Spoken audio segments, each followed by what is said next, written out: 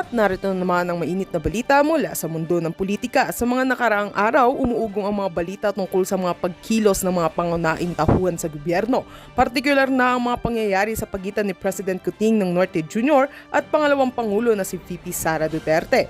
Ayon sa mga ulat, may lumabas na impormasyon na si Vice President Sara Duterte ay pinagdududahan sa ilang mga kontrobersyal na desisyon na nagdulot ng tensyon sa kanilang administrasyon.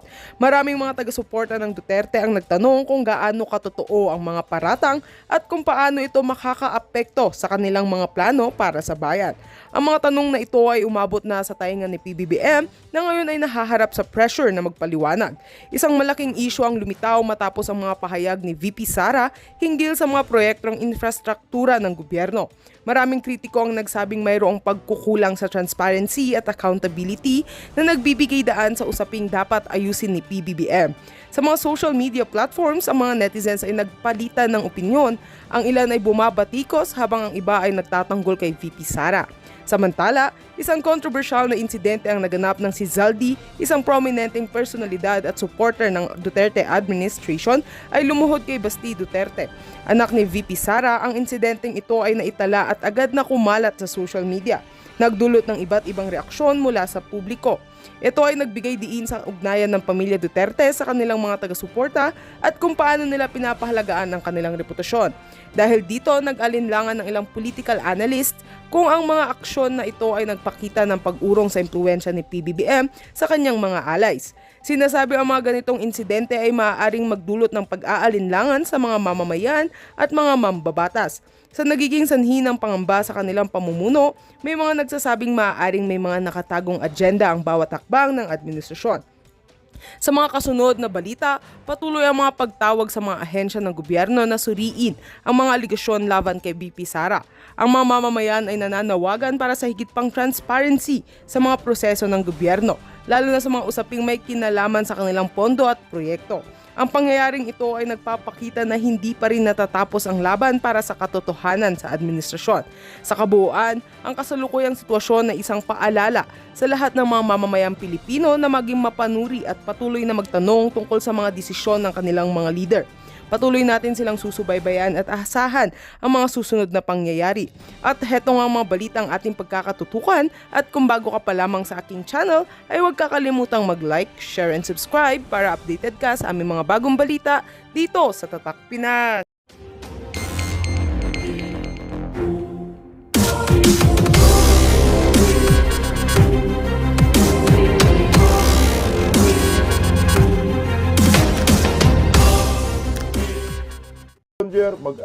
Tatlong taon na ng termino, ang pinag-uusapan at tinitira sa Kongreso, Senado, pamilyang Duterte.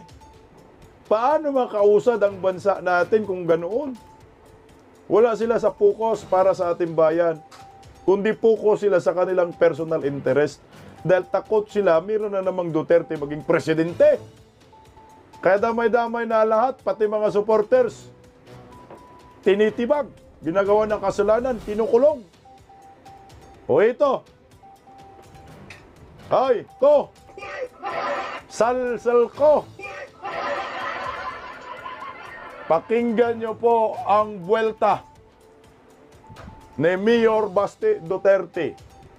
Risbak, pagkampi at pagtatanggol sa kanyang kapatid na si Vice President Inday Sara Duterte laban dito kay Sal Corakot. Nagpaula ng mura.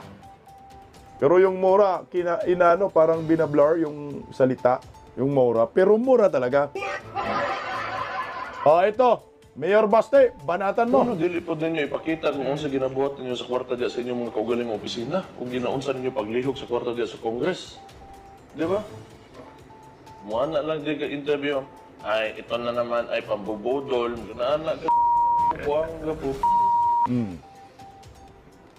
Mura yon. Tatlo. Buang ka daw.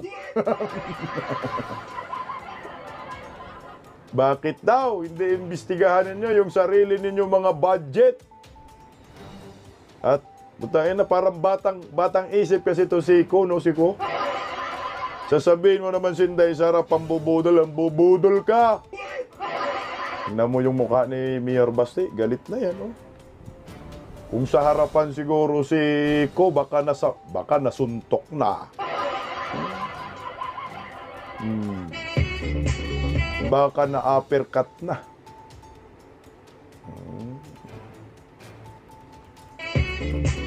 Sabi ni Pablito May General, nagsabi na dismayado na sila sa Marcos DR admin. Naawa na sila.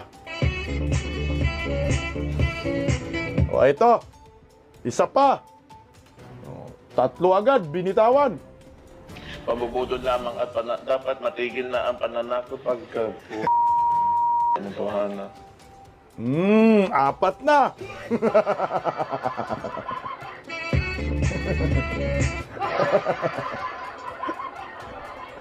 Sana hindi na ng ano.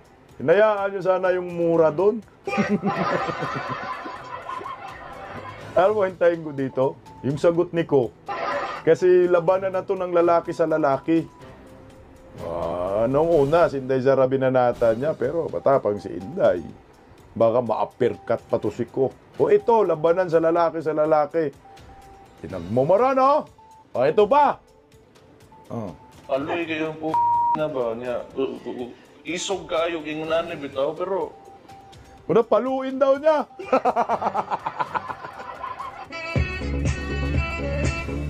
Tapang mo daw. Wala, yari ka ko. Sal, yari ka kay Basti. Hanggang pagkita sa Davao, papaluin ka daw. ito. Okay, yari ka, Sal. Sige daw.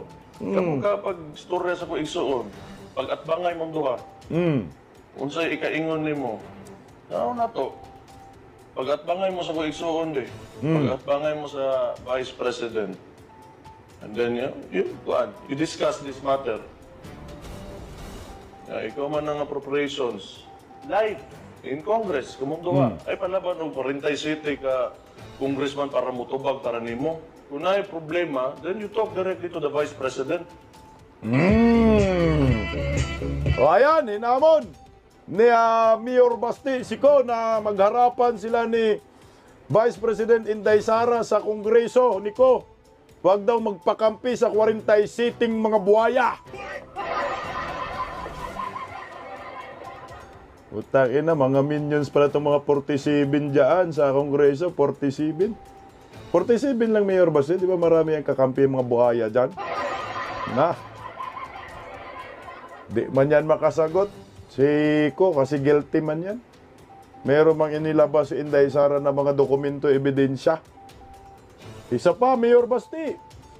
That will be your courtesy to her because he is the second highest elected official of this country. Don't be stupid. Huwag ka daw istupido. AI mo daw. Duterte, digong na digong, no? Alam mo, pag ganito yung presidente mo, makikita mo si Tatay Digong talaga. Grabing mura. Sa dulo, bubo, idiot. Bubo naman talaga. Bubo talaga.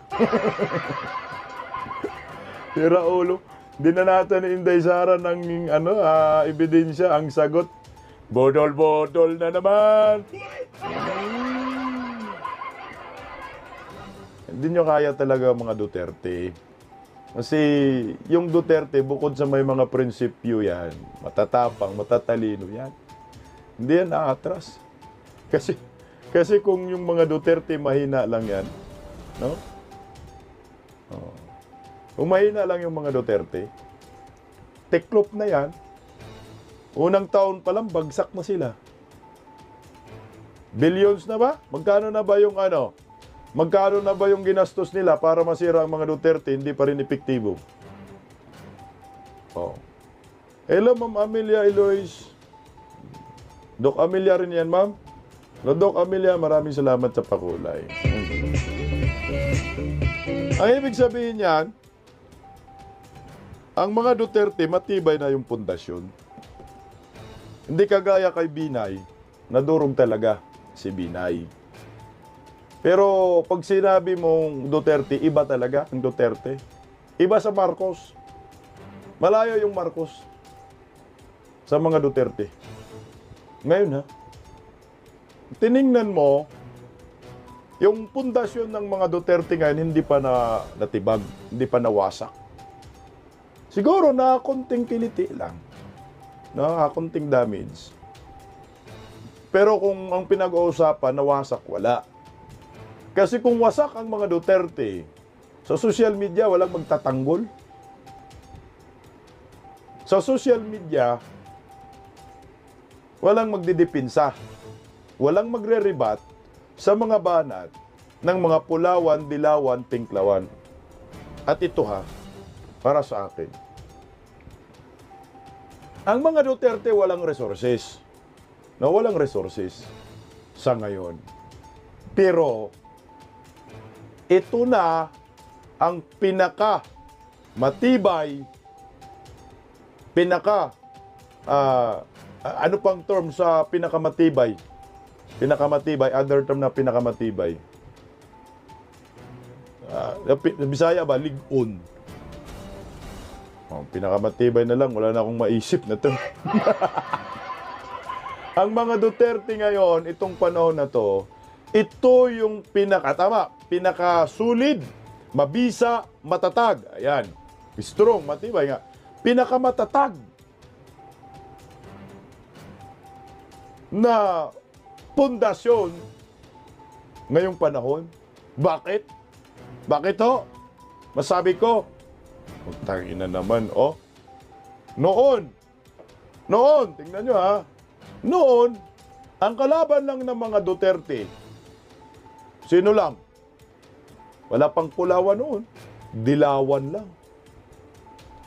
Ba? Dilawan lang.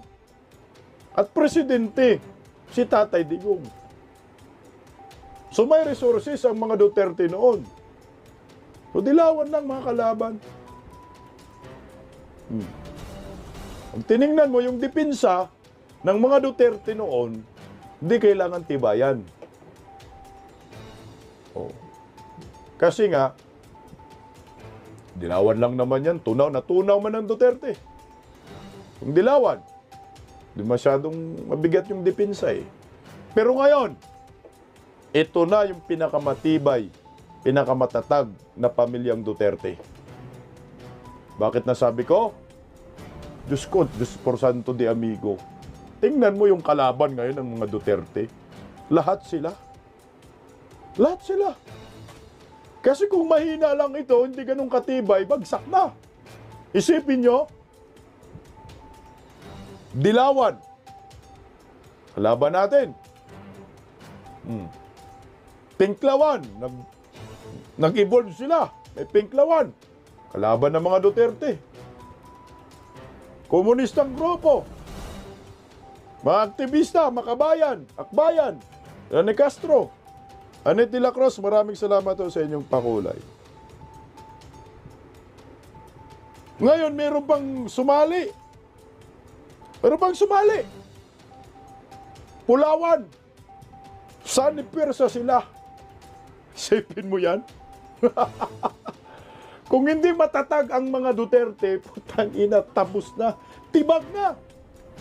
First year pa lang. Unang taon pa lang, pagbuhos ng pundo ni Tambaloslos laban sa mga attack dogs nila, tibag na ang mga Duterte. Mainstream media, kakampi nila. Hello, this nuts. Senado, kakampi nila. Kongreso, kakampi nila. Mga aktivista, komunista, kakampi nila. Lahat kakampi nila. Tangina, natibag ba? Wala. Tayong-tayo pa rin ang mga Duterte. Bakit tayong-tayo pa rin? Kasi nga, organic ang mga supporters ng mga Duterte lumalaban. O, tingnan nyo, mga political vloggers, mga DDS, lumalaban. Sabi na teacher to sa akin, itlog na maalat pala versus Duterte, oh. Pula sa ibabaw, sa ilalim, dilaw. Rainbow color na nga ho sila. Rainbow color. Saan yung pwersa? Tanong ko sa inyo, Apektado ba ang mga Duterte? Pinanghinaan ba yung mga DDS? Hindi. Lumalaban. Nakipagbardagulan. Hinamon pa nga na si Nograles, hinamon pa nga ng isang DDS vlogger, harapan tayo. Kasi nga ito.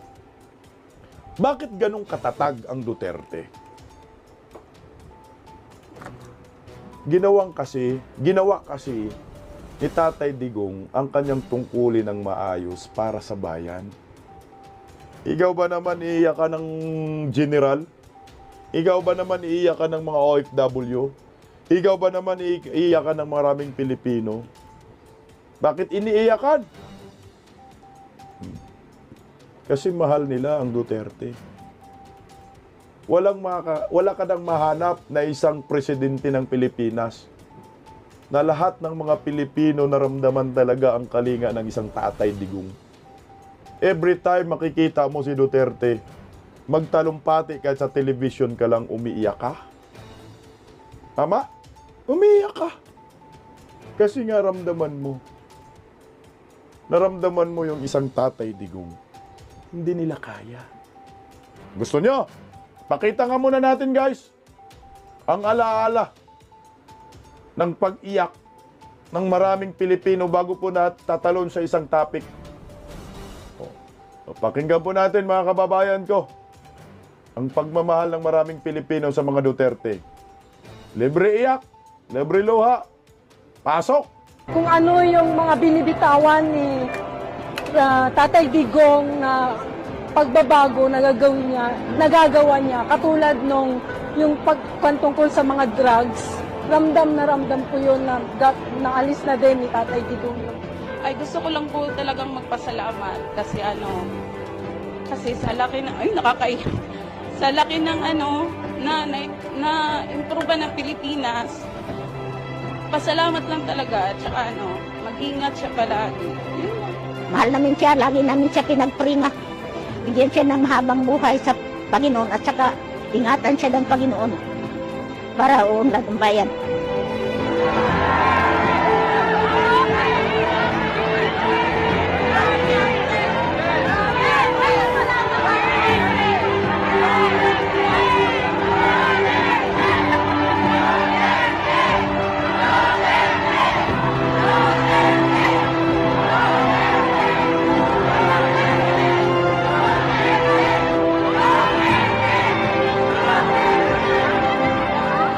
Kaming mga opisyal, pero huwag ninyo sanayin ninyo sa opisyal. Trabahante lang rin kami. Mas mababa kami.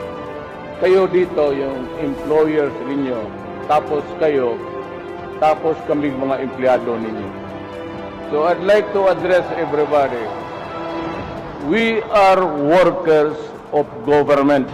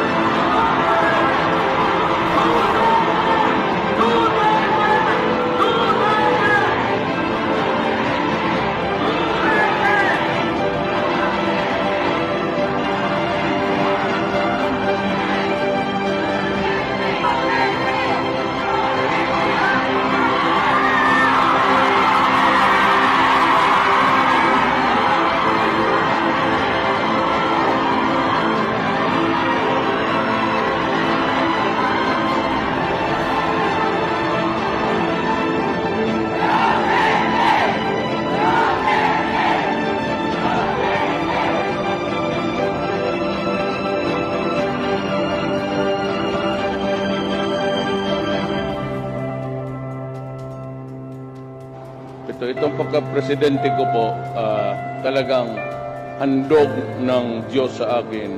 Kayo ang binigay sa akin. When I say ikaw, kayong lahat yan.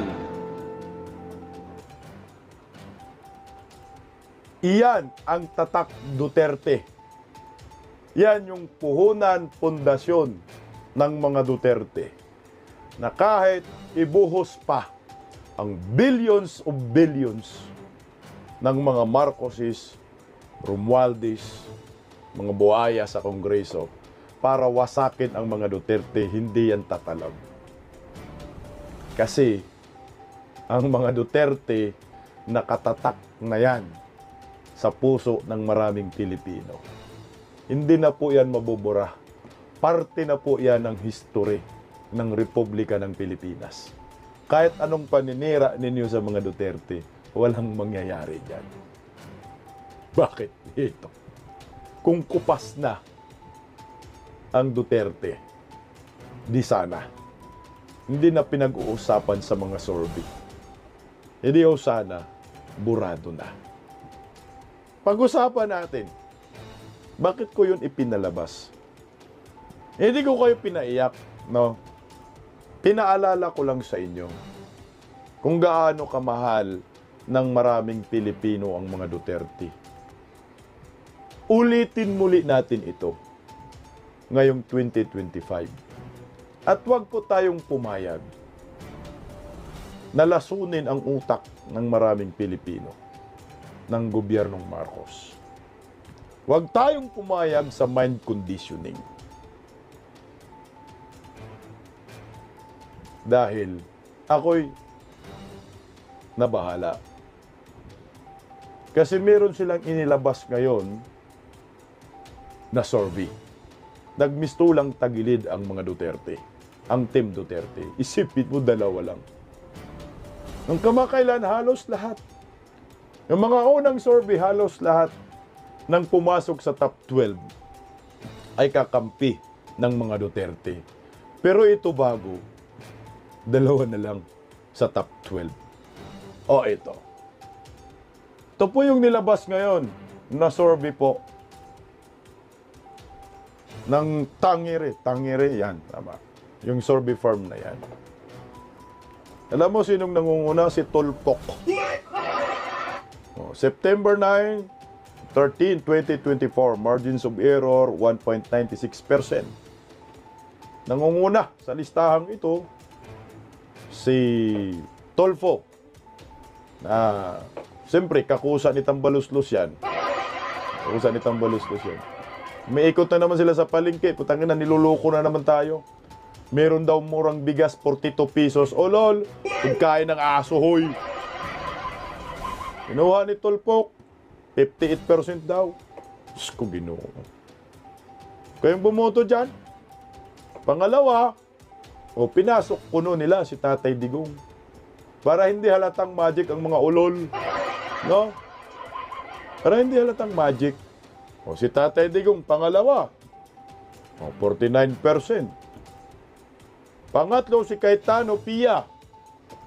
Ano yan? Hindi yan Team Duterte, ha? Pia Cayetano, ha? Tao po yan ni ni Ngagba. Kasama po yan sa team admin. Pangapat, Christopher Bongo. Dalawa na sila ni Tatay Digong. Si Soto, pambator niya ni Bangag.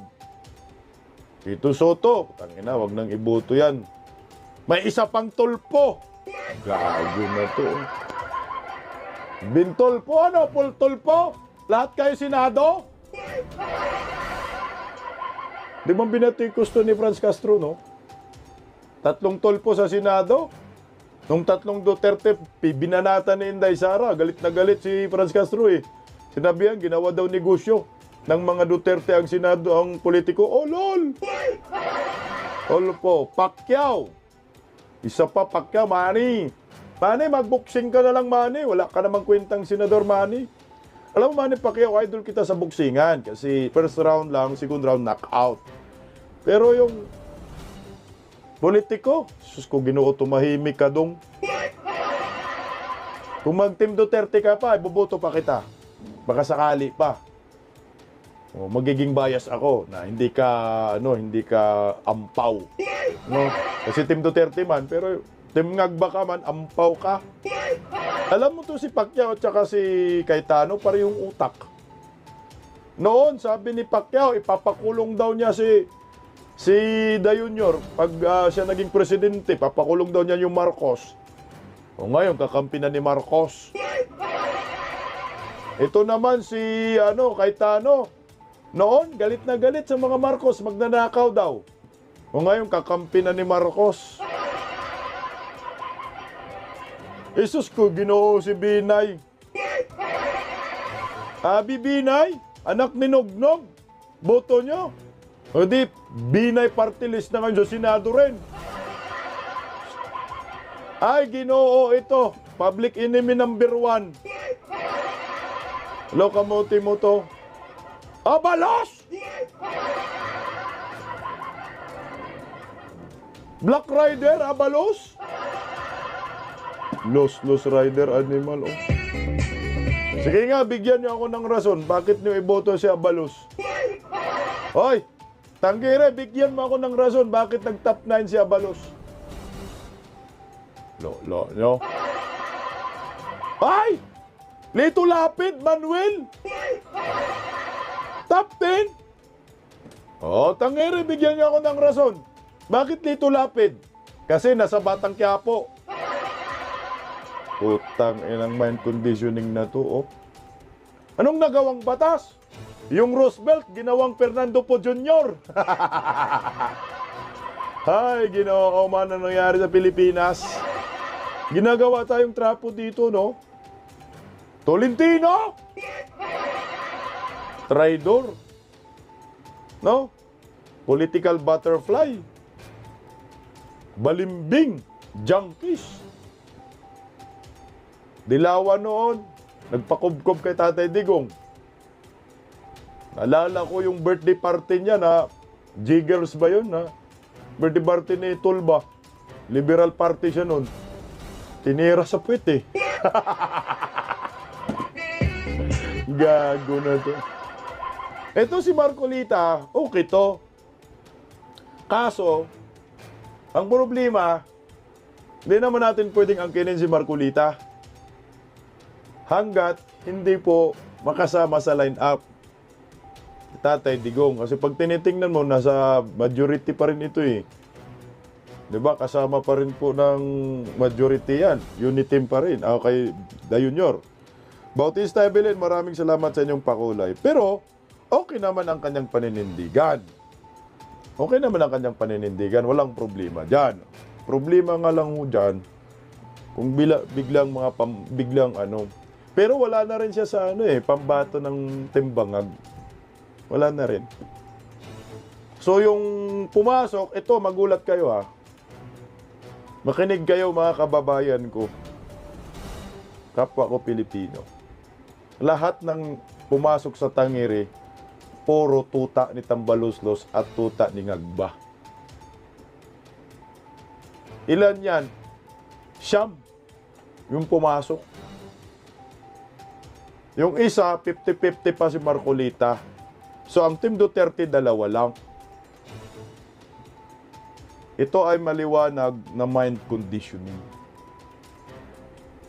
Ito ay maliwanag na nilalaso nila ang utak ng sambayanang Pilipino. Pero, hindi mo po pwedeng isang tabi natin to. Hindi nyo po pwedeng sasabihin, ay, mind conditioning lang yan. Oo nga, mind conditioning talaga yan. Wala na, hindi na pumasok si Super Ate, eh. Si Bato, di rin siya pumasok si Bato. Ayaw kasi ni The Junior si Super Ate maging president, vice president, maging senador. Para ayaw siguro ni Palaka, baka nasaktan din si Palaka kay Amy kasi paning-paning ba si Amy ba, balimbingan ng datingan ni Amy. Pag manalo yung mga yan, pambato ni Ngagba, wala nang kwentang Pilipinas. Walang check and balance. As in, lahat ng luho nila, baka buwan-buwang concert, Nirvana, palitan sa Duran-Duran, palitan sa yung Metallica. Lahat magiging gano'n na tayo.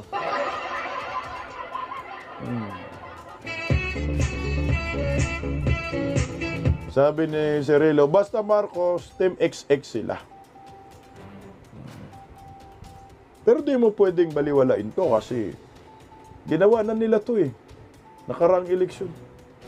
At gagawin nila muli ito ngayong eleksyon. lahat ng kaluluwa ng tao bibilhin. Ang punto ko riyan, paano ika-counter natin ito? Kasi may nag-comment dito, Bisdak, wag kang sabihin na tagilid. Wag tayong magplastikan. Puta, real talk tayo. Tagilid talaga ho. Bakit sasabihin ko tagilid? Wag na tayo magyabang, mga didiis. Diyan na naman kayo. Kasi may nabasa ako kanina, tagilid agad, di pa tapos. Wag tayo magyabang at wag tayo magpangkampante.